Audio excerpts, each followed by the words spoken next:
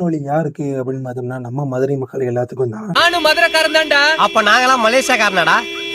எதுக்கு இந்த பஞ்சு டைலாக்? நீங்க கோரிப்பாளையத்துல இருக்கக்கூடிய அந்த ஏவி பாலத்தை அடிக்கடி யூஸ் பண்ணுவீங்க அப்படின்னா, முக்கியமா இந்த ஒரு காணொளி உங்களுக்கு தான். ஏவி பாலம் பார்த்தோம் அப்படின்னா, கோரிப்பாளையத்துல பாலம் வேலை நடைபெறதுனால இன்னைக்கு இரவு அதாவது 4 மார்ச் வழியா பார்த்தோம் அப்படின்னா, இந்த ஒரு ஏவி பாலம் பார்த்தோம்னா பயணத்துக்கு மூடி வைக்கப்பட்டிருக்கு. நீங்க கோரிப்பாளையத்துல இருந்து சிம்மக்கல், ஆரப்பாளையம்லாம் போகணும் அப்படின்னா, கோரிப்பாளையத்துக்கு கீழே இருக்கக்கூடிய மீனாட்சி காலேஜ் வழியா தான் போகணும். அதே மாதிரி அதுக்கப்புறம் தெக்குவாசல், நெல்லுப்பேட்டை அந்த பக்கம் விளக்குத்தூண் போகணும் அப்படின்னா, ஏவி பாலத்தோட இடது பக்கம் இருக்கக்கூடிய ஆழ்வார்புரத்து வழியா போய் கீழே இருக்க கல்பாலத்து வழியாவும் போகலாம். அப்படி இல்லை அப்படின்னா ஓபுலாப்படி தர வழியா தான் தெற்கு வாசல், நெல்பேட்டை அந்த ஏரியாவை அக்சஸ் பண்ண முடியும். நீங்க மாட்டுத்தாவணி பக்கம் இருக்கீங்க அப்படின்னா நேரா அங்கிருந்து கே நகர், அண்ணா நகர் யூஸ் பண்ணிக்கிட்டீங்க அப்படின்னா உங்களுக்கு டிராவலிங் டைம் மிச்சமாகும். அது மட்டும் இல்லாம கோரிப்பாளையத்துல போய் நின்றுட்டு ஐயோ பாலம் அரைச்சாங்கன்னு கவலைப்படவும் தேவையில்லை. இது ஒரு காணொலியா ஏவி பாலத்தை யார் அடிக்கடி யூஸ் பண்ணீங்களா அவங்களுக்கு ஷேர் பண்ணுங்க.